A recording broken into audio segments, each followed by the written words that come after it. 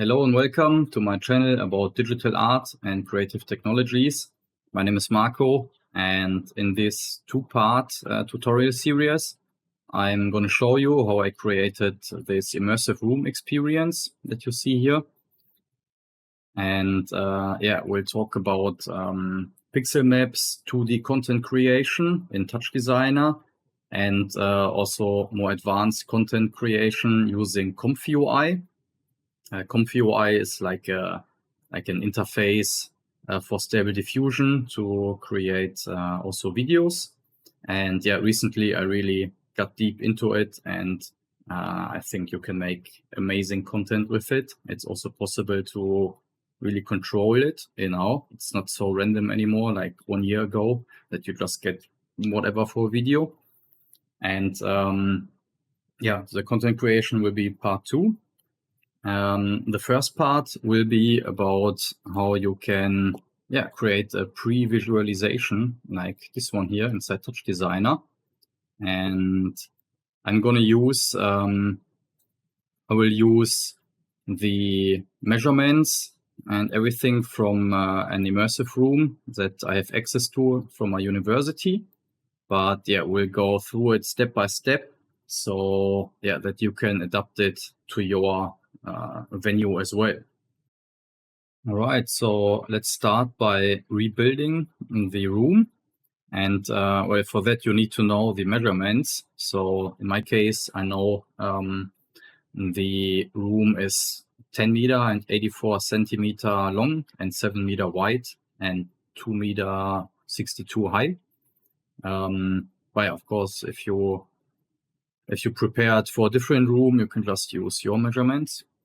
So yeah, just delete everything here and start from scratch. This one is as well. So I start by just creating a rectangle, and let's move this a little bit to the side. Let's plug it into a geometry comp, and let's make some copies of it till we have 5, because 1 for the floor and 4 walls makes 5. You can also just name it here: floor, wall 1, wall 2, wall 3, and wall 4. Okay, let's start with the floor. Well, the room is 10 meter and 84 centimeter long, 7 meter wide, and of course it's a floor, so it should be rotated. So this is our floor here, the first one. Now let's start by creating the 2 long walls first. So 10, 844, 10, 844, and it is 2 meter and 62 high. All right, first wall, we need to move it obviously. So no, not here. Yeah, first we need to move it up.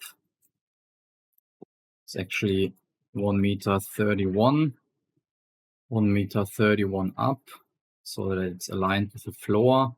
And of course we need to move it to the side, and because the room is 7 meter wide and here in the center it's position 0, I need to move it 3.5 on the z-axis. Okay, that's the first long wall. Let's go to wall 3, which is the second long wall. So the same scale, 10, 844 by 262. To move it up 1.31, and this time we have to move it in the other direction, so minus 3.5. All right, that's the 2 long walls. I'm just going to repeat it for the other ones. So these ones are 7 meter times 2 meter 62. We need to rotate them. No, rotate, not translate. 90°. And of course, I also have to come up 1.31 meters. To move them, actually, you can just calculate it. 10,844 divided by 2. And now it's aligned perfectly. And the last wall, minus 5.422, I think, is it? Scale 7 and 262. Move it up again. Rotate it 90°. Oh. Yes. So it should align now perfectly here. Looks good. All right. Next, let's create some constant materials. So just create 4 because I'm just gonna use the walls here and floor. There is no projection, unfortunately. And yeah, you can just drag and drop it here and set it as a material. Yeah, and now we have already a virtual copy of our immersive room here. Now we just need some basic content first, yeah, just to test if everything is working. Well, and to create content, you need to know what is the resolution that will be outputted later from the projectors. So in my case, I know the 2 long walls, they are going to have a resolution of 4,966 times 1,200 pixel, and the 2 short walls 3,206 times 1,200 pixel. So for most setups like this one here, and in general in most immersive media spaces, you will have a media server in the end that will send the final content of yours to the correct projectors. So yeah, we need to know what exactly do you need to deliver to the server that it can be outputted correctly in the end. Alright, I just want to show you quickly, because I am right now in the immersive room, what I mean with the server. So actually here now is my setup. It's just running the TouchDesigner patch, giving the output. Here's the immersive room. Yeah, no, just with the lights on. Should be dark, of course. And I'm gonna show you the video server, or the media server.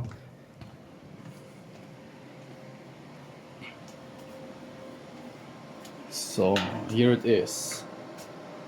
All this sends or kind of splits this video here, which I'm sending from TouchDesigner via NDI to all the different servers.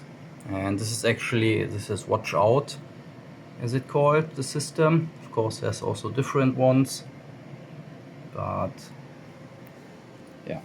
And let me just maybe close the light and show you the room properly.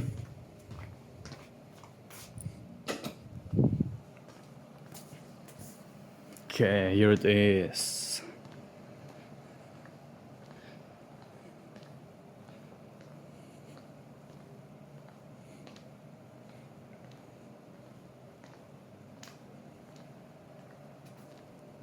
So in my case, I know that the pixel map is this one here. Yeah, so it's altogether, it's 16,344 pixel times 1,200 pixel. And yeah, this is a pixel map here. And in most cases, like if you're working in a venue, they will have a pixel map or like a kind of venue rider that they can deliver to the artist, so they know exactly what they have to deliver for final content, in which format. Okay, so there are different options now to create content that fits to that immersive room. So You can, of course, just create a separate content for each wall. So for each separate wall and just assign it as a color map on the material. Okay, but the better solution is to create content in full resolution for all 4 walls already and then split it afterwards.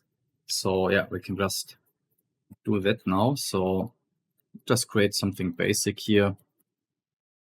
Let's create a ramp top, and set its resolution to 16,344 times 1,200. And maybe if you have a weak GPU or an old GPU, just you can like divide it by 2 or something, you know, to make it easier on your GPU. Just make sure it contains the same aspect ratio. My laptop can handle it, so it's all right. And if for now, let's just animate it with apps time dot seconds times 0.5. So here I can just use this expression to animate the face. And let's maybe also give it some color here.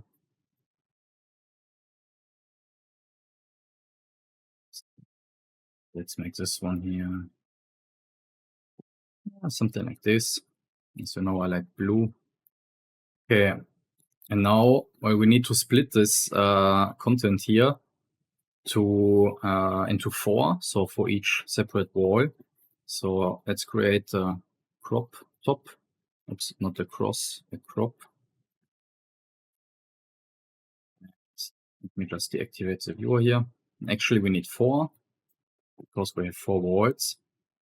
So now what we have to do, yeah, we have to cut it. So I know wall 1 and 3 are the long ones, and wall 2 and 4 are the short ones. So let's start with the first long wall here.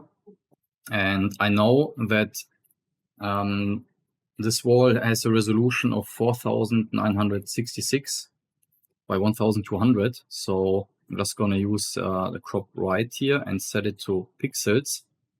And I'm going to set it to 4,966.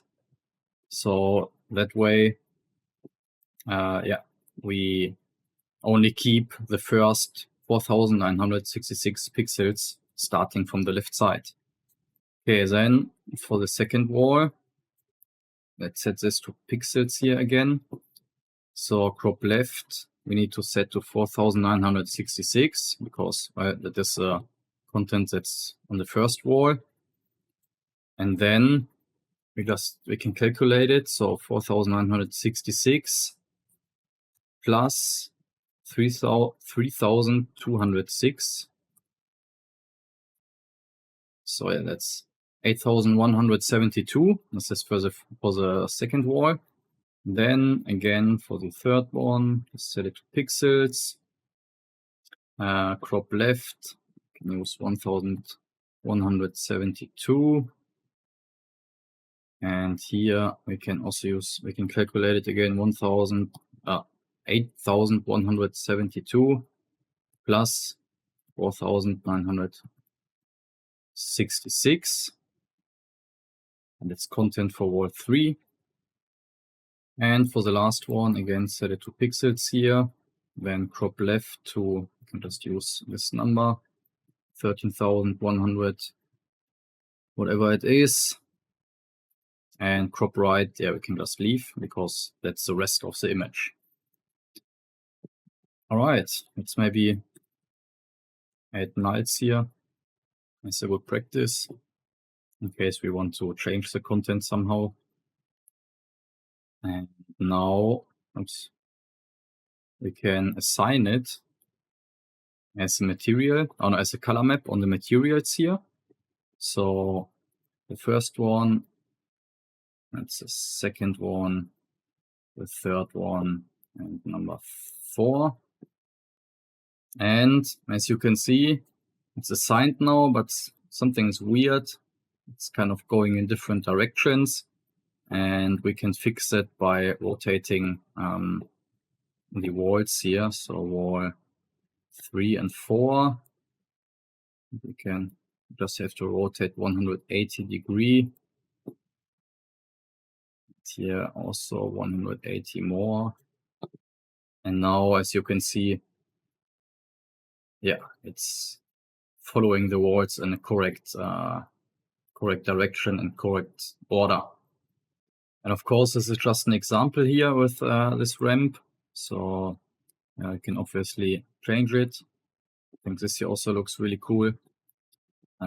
It works very well in the immersive rooms. And but yeah, you can of course also just connect your own content here. Yeah, be it like particle systems or I don't know, any motion graphics or whatever you have. You just need to have it in the correct resolution.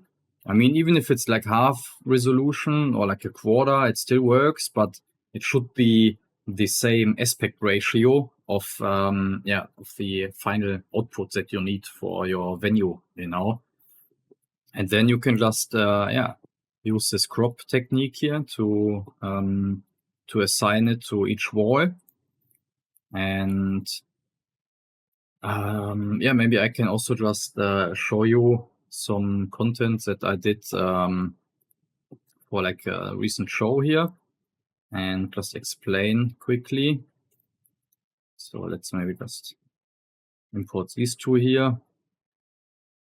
So as you can see, yeah, this is also just half the resolution of the room because I just created it for 2 walls, so for one long and for one short wall.